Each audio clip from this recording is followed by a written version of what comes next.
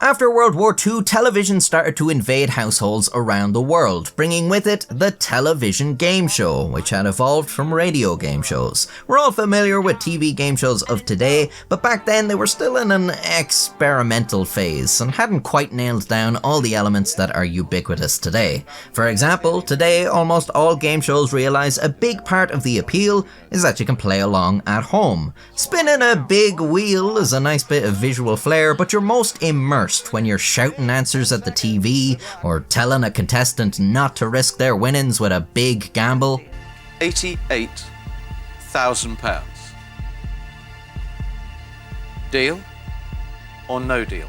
No deal. I hope this is the dream. For quiz shows, this means lots of questions that the average person can answer, but back in the 50s, a lot of these shows featured questions that required an encyclopedic well of knowledge to be able to answer. Pizarro, Pizarro, was an early Spanish explorer who discovered and conquered an advanced civilization. Tell us the civilization he discovered, the country this civilization was in, and the leader of the civilization at the time of the conquest. Would you like time to think it over? As much as you can spare. I mean, at that point you're just watching, you're not participating. And look how long you'd have to sit there while this guy thinks it over. Compare this to how immediate and gratifying TV shows are today. Tell me a word a married man would use to fill in the blank. I would blank for sex. James. Pay. I'm going to kick it up a notch and say, kill. I would kill. Yes!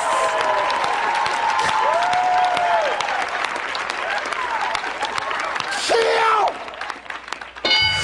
This was actually a problem back in the day. The game show 21 premiered on NBC in September 1956 with a broadcast that the co-producer described as a dismal failure. The show was dull and the contestants were dim, repeatedly failing to produce the correct answers in the long, drawn-out wait between questions. The ratings were terrible and show sponsor Geritol was furious, demanding that there would not be a repeat of this poor performance.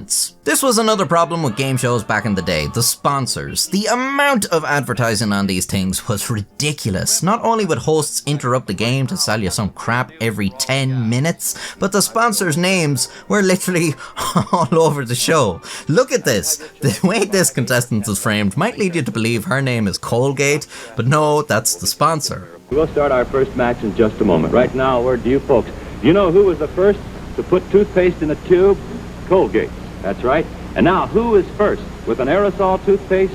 Colgate. Aerosol toothpaste. Now there's an idea with all the hallmarks of long-term commercial success. The reason the sponsors were all over these shows is because they often paid for the price of production, as well as the fee for network airtime. In a way, they basically owned the show. So when Geritol told the producers of 21 to up their game, they had to listen. So, how would they make the game show more enticing to viewers? Well, they could basically do it any way they liked. The industry was a bit of a wild west where regulation was scant and lawlessness abounded. Well, it wasn't totally lawless. In 1954, the Supreme Court had ruled that it was legal for a show to do giveaways, even if it required some element of chance or skill, as long as the contestant wasn't putting up their own money, which would be gambling. So basically, it was legal for game shows to exist, but beyond that, there was little to no regulation over how these game shows were conducted. This led producers to come up with a genius idea. Just rig the show. 21 found Herb Stempel, a genuinely intelligent man who was reported to have a photographic memory. The producers thought they could paint him as a sort of a nerd that would be seen as a know-it-all by the average Joe who would hope his opponent would best him. And Herb, you got your $69,500 riding here at stake. How do you feel, okay? That's fine, thank you. Good enough.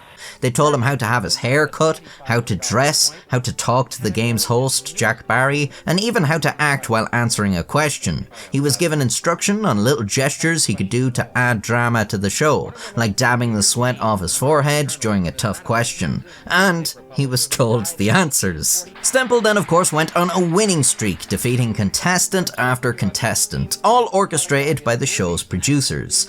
Geritol then once again stepped in. They weren't really a fan of how this guy was becoming the face of the show. He was just some egghead. People don't want to see that on TV, they want to see stars. This is show business. It's supposed to be fabulous, and a nerd is not fabulous. It was time to give the audience the David to Stempel's Goliath. So then the show found Charles Van Doren, a college professor from an intellectual family. Both his father and uncle were Pulitzer Prize winners. Van Doren was exactly what 21 was looking for. He was a handsome fella and charismatic too. A big hit with the ladies in the audience, and his soft-spoken and intellectual nature made him non-threatening to the men. Everyone liked this guy. He was a star fit for TV. That meant the show's previous golden goose, Herb Stempel, was about to become the sacrificial lamb. In a contest between the two, Stempel was instructed to take the fall. He answered incorrectly to a question he genuinely knew the answer to.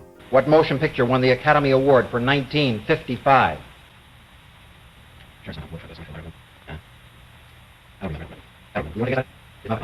On the waterfront? No, I'm sorry, the answer is Marty. Marty's. Marty was one of his favourite films. He'd seen it 3 times. He knew full well it was the correct answer. With his loss to Van Doren, Stempel was off the show. Van Doren was a big hit and became somewhat famous. He even appeared on the cover of Time magazine. After his time on the show, NBC offered him a 3-year contract for $50,000 a year. He would appear as a correspondent and sometimes as a host for Today. In contrast, poor old Herb Stempel got nothing. Well, apart from about $50,000 that he had earned through his winnings. Yes, even though the game was rigged, they still paid the winnings honestly, although at that point they're less winnings and more payment for services rendered, really. But according to Stempel, he took the fall for Van Doren on the promise of a similar well-paid job with the network that Van Doren had received. When this did not come to fruition, he went to a journalist with the revelation that 21 was fixed. However, with no proof and the potential for legal threats from NBC, the story was never printed. This wasn't the only instance of this happening. Another popular game show in the 50s, The Big Surprise, had a contestant file a lawsuit against the show's production company seeking either $103,000 in damages or reinstatement on the show as a contestant.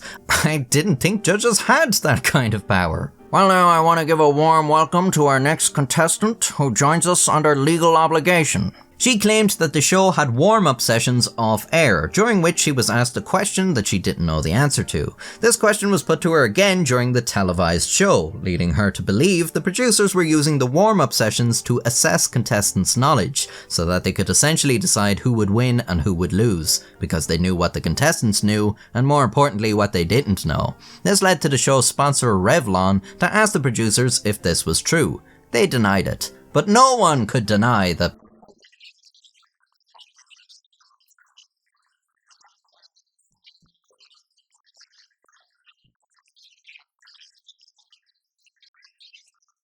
Another instance in 1958 was discovered when a standby contestant on the game show Dotto sent an affidavit to the FCC that claimed the show was rigged.